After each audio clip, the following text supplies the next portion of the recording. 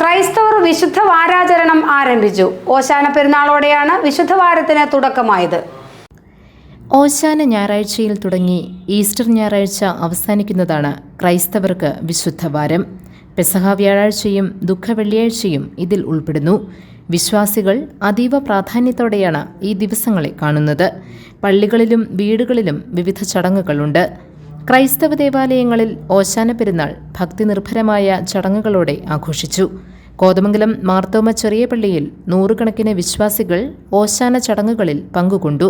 വികാരി father Saju George Kurikkappillil മുഖ്യ കാർമ്മികത്വം വഹിച്ചു. വിശുദ്ധ കുർബാനയും പ്രദക്ഷിണവും ഉണ്ടായിരുന്നു.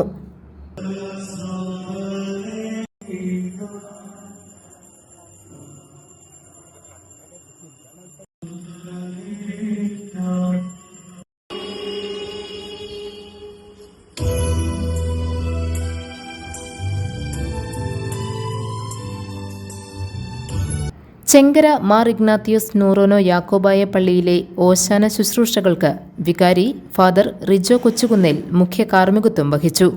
ഡീക്കൺ ബോവാസ് ജോസ്, ട്രസ്റ്റിമാരായ പി ജോയി, എ സോമൻ തുടങ്ങിയവർ നേതൃത്വം നൽകി.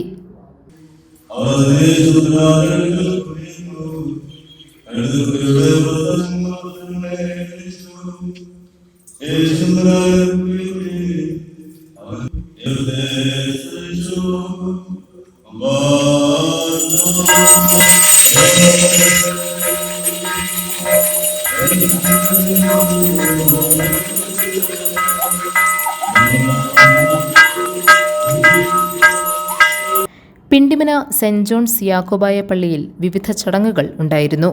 വികാരി ഫാദർ ജോൺ കോമയിൽ കാർമ്മികത്വം വഹിച്ചു.